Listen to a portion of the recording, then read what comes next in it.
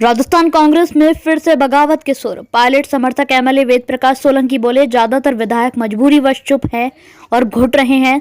सुनवाई नहीं हुई तो मैं भी इस्तीफा दे दूंगा। नमस्कार, मरुधरा न्यूज से मैं हूं प्रेरणा जोशी आपके साथ।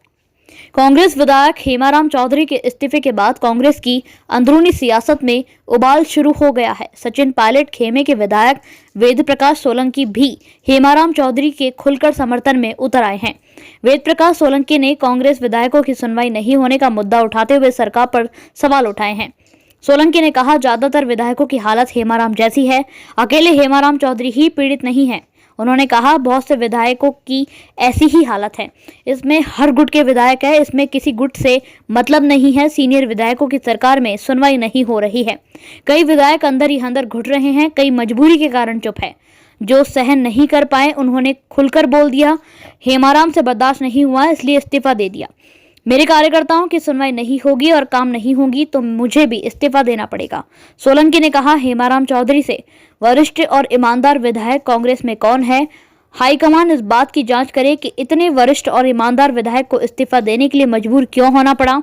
मेरे जैसा जूनियर विधायक इस्तीफा देता तो फिर भी बड़ी बात नहीं थी, लेकिन हेमाराम चौधरी जैसा नेता को इस्तीफा देना पड़े कि उनकी वाजिब मांगों और बातों को नहीं सुना जा रहा था। सोलंकी ने कहा, कांग्रेस हाईकमान को हेमाराम चौधरी की वाजिब मांगों की सुनवाई करके उन्हें पूरा करना चाहिए। इतने सीनियर नेता को यूं नहीं छोड़ना चाहिए, उन्हें मनाना चाहिए। उनकी वाजिब मांगों को तवज्जो नहीं दी जा रही थी, इसलिए उन्हें ये कदम उठाना पड़ा है। सचिन पायलट खेमे और खुद के अगले कदम के बारे में सोलंकी ने कहा, अभी तो सबसे बड़ा मुद्दा यही है कि हेमाराम चौधरी को मनाया जाए, उनकी बात को सुना जाए। सचिन पायलट गुट के होने की वजह से हेमाराम चौधरी की अनदेखी करने के सवाल पर वेद प्रकाश सोलंकी ने कहा, गुट और गुटबाजी तो अलग मामला है। यहाँ तो जो सरकार के नजदीक है वह विधायक भी परेशान है, उनकी भी सुनवाई कहाँ हो रही है।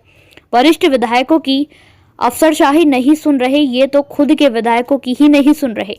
मदन प्रजापत का कल ही बयान आया है कि वह खुद भी दुखी लग रहे थे, उन्होंने भी खुलकर अपना दर्द जाहिर किया है। इससे पहले राजेंद्र गुढ़ा को अपने क्षेत्र की जनता की पानी की मांग को लेकर जलदाय विभाग के चीफ इंजीनियर के दफ्तर में धरने पर बैठना पड़ा।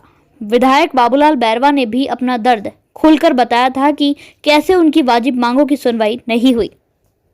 वेद प्रकाश सोलंकी पहले भी मुकर रहे थे। विधानसभा के बजट सत्र के दौरान सोलंकी ने रमेश मीणा के साथ एसटी/एससी और माइनॉरिटी के विधायकों की आवाज दबाने का मुद्दा उठाते हुए सरकार पर सवाल उठाए थे। सोलंकी ने इसके बाद SC/ST विधायकों को दमदार महकमों का मंत्री बनाने और राजनीतिक नियुक्तियों में जगह देने की मांग उठाई थी।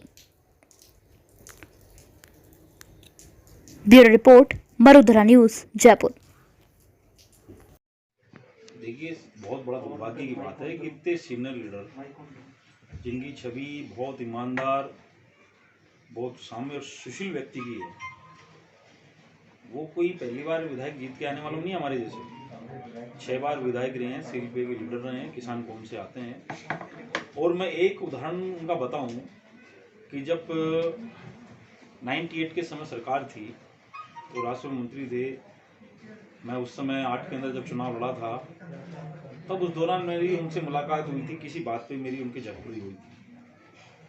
लेकिन उसके बाद में जब मैं जोधपुर बाड़मेर का प्रभारी बना, AICC के ऑब्जर्वर के साथ में गया, उनको घर से बुलाया गया, उनको ऑफर दिया गया चुनाव लड़ने के लिए कि आपको सांसद का चुनाव लड़ना है। ये आलाकमान का आदेश भी है, हम लोग भी चाहते हैं, लोकल कार्यकर्ता भी चाहते हैं। जब परमेश्वर के साथ में कमरे में हम लोग बैठे हुए थे, मुझे पहली बार देख के आश्चर्य हुआ कि इतने सीनियर नेता, इतने वरिष्ठ नेता जो 3-4 बार मंत्री रहे हों, एक नेता ने जो ऑब्जर्वर से बात कही वो मैं आपके साथ में शेयर करना चाहता हूं। उन्होंने साफ साफ शब्दों में कहा कि मेरे पास में चुनाव लड़ने के लिए पैसा नहीं है,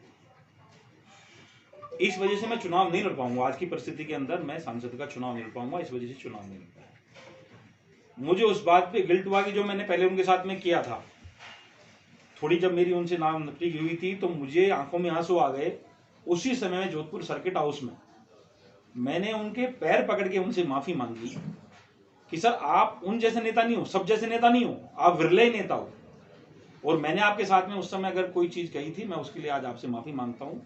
तो वही वाक्य दोहराता हूं कि राजस्थान में विरले नेता हैं जो हेमाराम चौधरी जैसे हैं, जो वास्तव में समाज के लिए, क्षेत्र के लिए काम करना चाहते थे, इतने सीनियर नेता हैं। उनका इस्तीफा देना आज की राजनीतिक परिस्थितियों के अंदर सबसे बड़ा घटनाक्रम है। और जो उनकी मांग थी, मैं आपकी कांग्रेस आलाकमान से भी चाहता हूँ, हमारी मांग भी है कि जो भी मुद्दे उन्होंने रखे हैं